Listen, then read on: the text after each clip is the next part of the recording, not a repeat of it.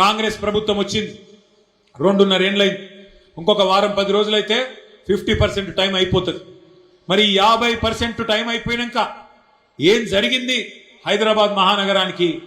ఏ ఒక్కలకన్నా మంచి జరిగిందా? ఒక్కసారి మీరు ఆలోచించమని చెప్పి నేను కోరుతా ఉన్నా.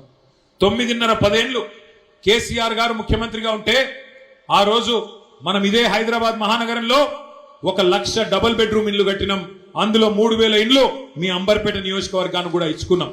అదే మరి మీరు ఇవాళ ఆలోచించండి, ఈ 2.5 సంవత్సరాలలో ఏం జరిగింది? ఒక్క ఇల్లు హైదరాబాద్ మహానగరంలో ఒక్క ఇల్లన్న కట్టిందా కాంగ్రెస్ ప్రభుత్వం? కట్టిందా కట్టలేదా? ఒకసారి గట్టిగా చెప్పాలి, వినబడతలేదు. కట్టిందా కట్టలేడా రేవంత్ రెడ్డి? హైదరాబాద్ మహానగరంలో ఒక్క ఇల్లన్న కాంగ్రెస్ ప్రభుత్వం కట్టిందా?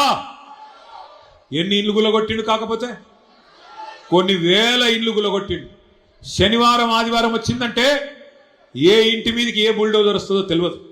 గరీబోళ్ళు తెలిసి తెలియక గవర్నమెంట్ జాగల ఎక్కడన్నా 20 గజాలు 30 గజాలు 40 గజాల ఇల్లు కట్టుకుంటే కేసీఆర్ గారు ఒక తండ్రిలాగా ఆలోచించి తెలియక కట్టుకున్నారు. గవర్నమెంట్ జాగనే కదా అని చెప్పి 2.5 లక్షల మందికి జీవో నంబర్ 58 కింద 59 కింద కేసీఆర్ గారు పట్టాలు ఇచ్చిండు. కానీ రేవంత్ రెడ్డి ఇవాళ ఈ ప్రభుత్వం వచ్చినాక ఒక్క ఇల్లు కట్టలే, ఒక్క ఇటుక పెట్టలే, ఎక్కడ కనీసం ఒక్క ఇంటికి ముగ్గు పోయలే. కానీ కొన్ని వేల ఇండ్లను ఇవాళ హైడ్రా పేరు మీద, మూసీ పేరు మీద నీలమట్టం చేసిన దుర్మార్గుడు రేవంత్ రెడ్డి, కాంగ్రెస్ ప్రభుత్వం.